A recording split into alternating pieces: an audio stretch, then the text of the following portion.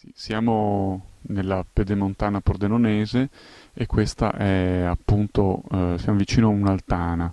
Qui vicino a un sentiero utilizzato dagli escursionisti e da chi fa i giri in bicicletta con le mountain bike, vi sono in questa zona diversi di queste strutture che sono appunto delle altane dove viene praticata la caccia da appostamento fisso, soprattutto solo ed esclusivamente nei confronti degli ungulati, in particolare cinghiali e cervi, ma questa è in particolare una zona in cui sono presenti molti cinghiali.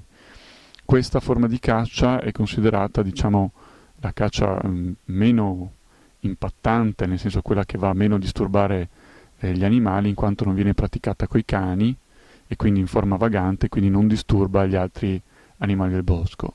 Però anche questa forma di caccia che per qualcuno è molto impattante, solo ad osservare le modalità in cui viene praticata, possiamo riscontrare i suoi aspetti fortemente negativi per la conservazione della fauna e per la sua gestione e soprattutto quanto è vigliacca nei confronti degli animali e quanto poco rispetto vi sia per gli stessi. In primo luogo noi vediamo che l'altana è posizionata in una posizione dominante, quindi assolutamente invisibile o comunque difficilmente visibile dagli animali e occultata tra gli alberi. Più in giù possiamo vedere questi alberi e questa zona che è adibita proprio al luogo in cui vengono richiamati i cinghiali con degli strumenti diciamo chimici, perché gli alberi vengono imbrattati di questa sostanza melmosa e nera che si vedrà nel video, che non è altro, una sostanza che anche è piuttosto costosa, è prodotta da diverse aziende, che è un attrattivo di scrofa in calore. Sostanzialmente questa sostanza contiene i feromoni della scrofa di cinghiale e attrae i maschi che verranno quindi a strusciarsi lì credendo di incontrare una compagna, in realtà troveranno la morte perché il cacciatore sarà posizionato nell'altana e quindi molto facilmente, utilizzando anche dei fari potentissimi come quello che si trova sull'altana, facilmente ucciderà il cinghiale utilizzando una carabina potentissima che può uccidere un uomo anche a 1 chilometro di distanza con una palla che appunto lo ucciderà istantaneamente se colpito in zona vitale, oppure se colpito su un arto potrebbe anche ferirlo a morte o ferirlo e basta, e quindi la sua agonia potrebbe durare in questi boschi per moltissime ore.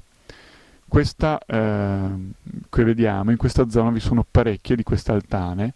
Qui vicino abbiamo visto disseminato del mais sempre per attrarre, ma spesso si vedono un'ingente quantità di mele, quindi un frutto particolarmente succulento per i cinghiali, delle pozze dove loro possono trovare da bere. Questa zona è ricca d'acqua, quindi anche qui vengono i cinghiali a bere, ad abbeverarsi, quindi per questo ci sono anche queste altane. Ciò che è assurdo è che qui vicino c'è un'arteria stradale molto trafficata e attraverso questi strumenti i cinghiali vengono invitati dall'altra parte del bosco, più vicino, diciamo, alla zona del Cansiglio, a questa parte del bosco, quindi vengono attratti con questi strumenti, dovendo obbligatoriamente attraversare questa strada. Quindi significa che questa forma di caccia, questo sistema, non è altro che molto probabilmente causa anche di incidenti stradali e di attraversamenti di ungulati. Quindi se questa forma di caccia viene spacciata come la meno invasiva, in realtà non è altro che un'altra forma di caccia ugualmente deleteria e anzi che provoca, come tutte le altre forme, dei grossi danni sia alla fauna che anche all'uomo. Come abbiamo visto in questa zona, come quell'altana così ben strutturata, ce ne sono diverse.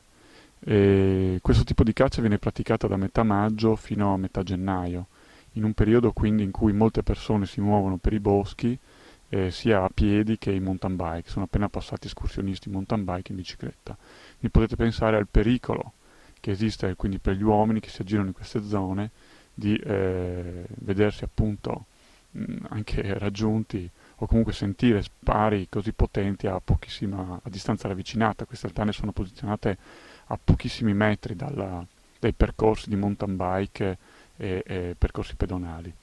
A ciò si aggiunga appunto il fatto che il cinghiale è un grosso business.